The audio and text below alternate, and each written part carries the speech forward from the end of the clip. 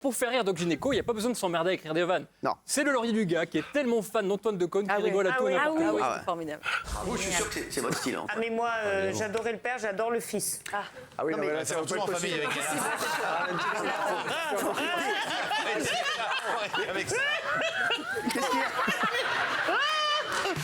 Alors il n'y a eu aucune vanne sur le plateau et pourtant Doc Gynéco est mort de rire.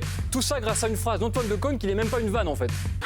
Qu'est-ce qu'il y a, Doc? Qu'est-ce qu'il a? Une alerte info. Dis comment t'as dit là, avant ça va pas possible, avant possible. Faut faire un choix. Non. Non, Ça ça va. va pas être possible. Et ça va devenir systématique. Tu veux qu'il le redise une fois? Oh putain.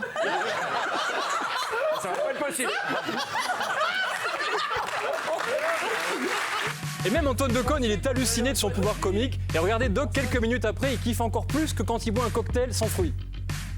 Il commençait déjà à rétrograder, il dit attention. Non. Ça va pas être possible.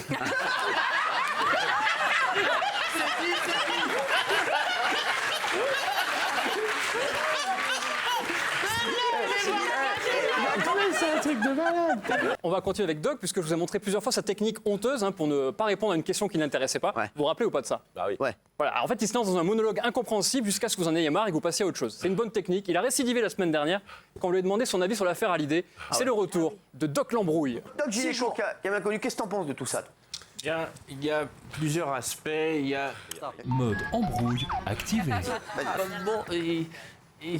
c'est pour ça. Bon, alors sinon, on peut voir ça à la légère. En fait, il y a quelque chose d'assez. Est-ce que vous voulez attendre demain? Il y a quelque chose de complexe, c'est quelque chose d'assez. Bon, entre nous, on dit c'est la famille. Alors, on ne dit pas à Las Vegas ce qui se passe à Las Vegas, mais on ne dit pas ce qui se passe dans la famille. Moi, j'ai décroché. Ah oui, c'est important de s'appuyer sur des experts. Voilà. Et des gens assez précis. Non, mais c'est sûr. Alors Valérie, elle est habituée au paranormal puisqu'elle nous fait croire tous les soirs que Jean-Michel Cohen est nutritionniste. Je vous remets Valérie. Vous êtes un tarba, il s'est occupé de Doc Gynéco. Ah, c'est vrai? Ouais. Écoutez, on va continuer un petit peu. Alors, Bien sûr. non, mais Ouais, je savais pas. c'est Doc qui s'est occupé de Doc Gynéco. Ah bon? Ah bon? Ça se voit, non? Ouais.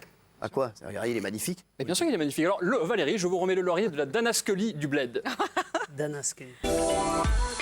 Bonsoir et bienvenue dans votre nouveau magazine Enquête de famille.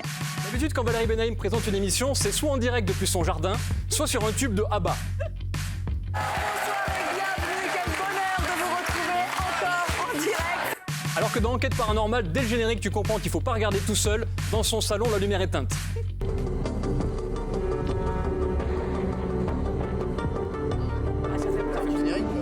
Bonsoir, c'est une émission exceptionnelle que nous vous proposons ce soir. Un voyage au cœur de l'étrange qui, vous allez le voir, défie les lois de la raison. Vous avez vu qu'il y a plein de fumée autour de Valérie pour faire croire qu'il y a des fantômes. Et les thèmes de l'émission sont tellement joyeux que si t'es déjà au bout du rouleau, ça va pas trop monter le moral. Une voiture tueuse, réputée hantée par une force diabolique, qui a brisé la vie de 8 personnes. Des morts en série, des drames.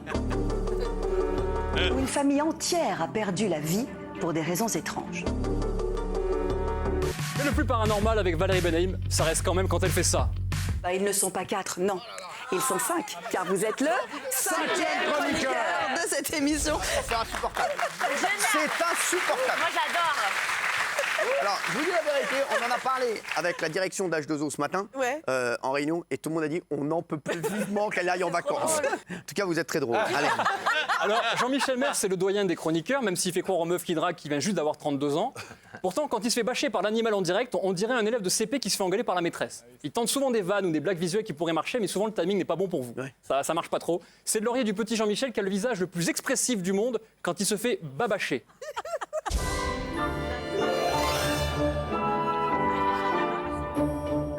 Le petit Jean-Michel essaye tout le temps de faire rire le patron, mais ça marche pas à tous les coups. Julien Courbet, on fera avec lui l'interview vérité. Il nous dira vraiment ce qu'il a pensé des chroniques.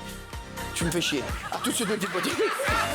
Parfois, bien trop à l'aise, le petit Jean-Michel insulte le patron et vous allez voir qu'il le regrette immédiatement. Arrêtez, c'est une vraie en fait. C'est une vraie en fait. Déjà que le petit Jean-Michel a du mal à faire des vannes en français, regardez comment il galère quand il tente de faire une vanne en anglais. Il est Voilà, on va considérable. pas rentrer dans les détails. Évidemment. C'est quoi? C'est Est-ce qu'il y a eu faveur on mover, in mais mover? ça va pas. Faveur in mover. Ah pardon, maman. Voilà. Je parle un petit peu anglais. Hein. petit Jean-Michel a toujours d'excellents conseils de diététique aussi. C'est fou, hein. Si tu manges des tubs, tu sais avec qui tu vas. Et à l'époque où le petit Jean-Michel distribuait des bons de léchage de boules, il a eu la détresse de découvrir en direct ce que le patron en pensait, c'est magnifique. Alors, on a peut-être enfin trouvé un homme qui vous arrive à l'orteil. Vous allez voir. Dis-moi, tu peux nous parler, s'il te plaît, Jean-Mi? Ah, ben j'ai pas mes bons, merde. Dommage, j'en donnerai un T'avais demain. dit que les bons, c'était pas hyper drôle, merci.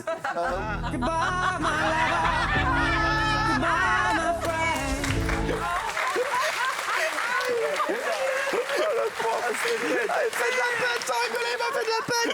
Sur ma vie, il a fait comme ça. Déçu, Le monde s'est écroulé. Ah oui, j'en ai fait 200. On n'a plus jamais vu ces bons. Ah, mais Non, jamais. terminé. Et donc pour terminer, mardi dernier, il y a eu sur le plateau un des plus gros fous rires de l'histoire de l'émission. Tout ça à cause d'une sombre affaire de gel et de Charles Pasqua, bien sûr. Parce qu'elle a dit un truc et j'ai dit Charles Pasqua et là, c'était parti. C'est le gel. C'est le Laurie de l'animateur qui a une interview sérieuse à faire, mais qui est pris par le plus gros fou rire du monde.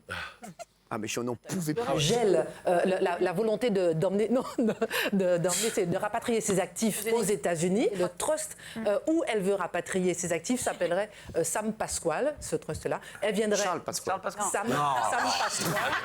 Et elle viendrait dans 2 semaines. Alors après ces deux vannes dignes de Michel Leb, on sent que vous voulez exploser de rire Cyril, mais vous essayez de vous tenir parce que vous avez quand même un grand avocat sur le plateau. Le tribunal indique dans sa décision, là, dans cette ordonnance, qu'elle invite les parties à se rapprocher. Mais 3 minutes après, avocat ou pas, on vous a définitivement perdu. Donc c'est une longue bataille judiciaire. Qui s'annonce. Que va-t-il se passer dans les prochains jours? On vous explique tout. Heureusement, après le magnéto, vous étiez complètement calmé. C'est pas possible. Qu'est-ce que je peux faire pour vous? Honnêtement, on l'empère pour Oui. conserver. Ça n'a pas abouti. Je pense que cette décision va les inviter peut-être à se rapprocher. Bon, enfin, là, en tout cas, il faut marquer le temps et faire appel en attendant. Alors, vous avez dit une phrase que moi je trouve importante. Vous avez dit que Jay et John sont totalement dépendantes de Laetitia. Parce que les gens pensaient que j'étais totalement protégée. Mais non, si demain Laetitia se fâche avec elle, elles n'ont rien. Absolument. Voilà. Mais c'est quand même un point. Dans le cadre, en tout cas, du testament. Et on dit que le rire est communicatif, la preuve avec notre invité et Doc Gynéco qui sont morts de rire.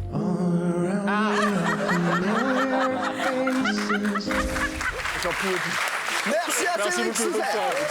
Quel bâtard.